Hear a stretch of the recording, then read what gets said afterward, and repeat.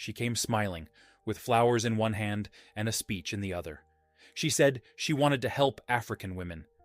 She took photos with babies, walked through villages, praised Traoré on camera. But behind the kindness was a secret job. And when the truth came out, she didn't just lose her fake charity. She cried as the whole world watched her get exposed. Her name was Claire Dubois, a young blonde woman in her early 30s, French accent, expensive sunglasses, calm voice. She arrived in Ouagadougou as the director of a Western NGO called Hope Forward, claiming to support girls' education and women's health. She gave interviews on state TV, praising President Ibrahim Traoré for giving African youth the courage to dream. She visited schools, took selfies with market women, donated boxes of books and solar lamps. "It's not about politics," she said. "It's about people." But she wasn't here for just people. She wasn't even based in Burkina Faso. Her real base was in Abidjan, Côte d'Ivoire, and her real job was much darker. While she toured rural villages by day, her nights were filled with encrypted phone calls and quiet messages to unknown contacts. She always traveled with a media officer, a tall man who never gave his name. She carried 2 phones, one public, one for security. She often asked odd questions. How far is the nearest military base? How often do soldiers change shifts in these areas?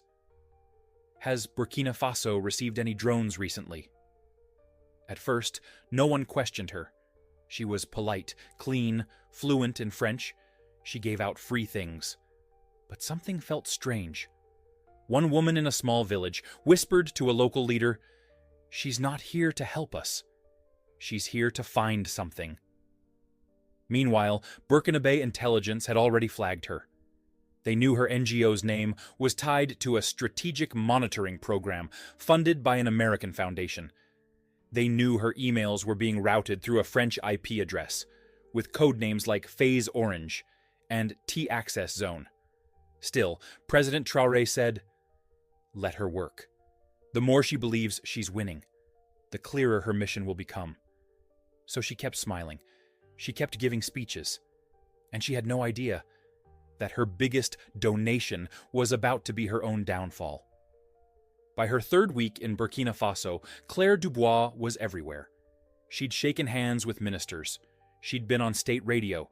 And she even took a photo with schoolgirls, holding up a sign that said, "Africa first, women always." But behind the smiles, her real work had begun. She had visited 9 villages in 7 days, each near military training grounds, oil depots, or drone watchtowers. She said she was inspecting field progress. But what she was really doing was making a map.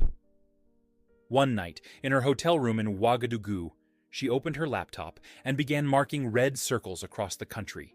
She named the file BF-Field Access-V2. The circles weren't schools. They were military routes, border patrol bases, and drone delivery lines. That same night, she attached the map to an encrypted email, addressed to a contact saved under the name Melvin. The server wasn't in France. It wasn't in the US. It was traced to a NATO-linked office in Abidjan, Côte d'Ivoire. She hit send. She smiled. She thought no one had seen. But what she didn't know was that her laptop had already been mirrored. Everything she typed was being read in real time by Burkinabe intelligence. The moment she hit send, President Ibrahim Traoré received a copy of the email on his encrypted line. He looked at the map. He studied the code names. Then he picked up the phone and said, "Let her keep going." She just confirmed everything we suspected. The next morning, Claire held a press breakfast with foreign journalists. She wore white. She called Burkina Faso a rising hope in the region. But when a local reporter asked her why her NGO was only working in military-heavy zones, she laughed nervously and said, "Pure coincidence. We just go where help is needed." The real coincidence? The exact same day. The presidential security team uncovered a USB drive hidden in a fake lipstick tube in her bag.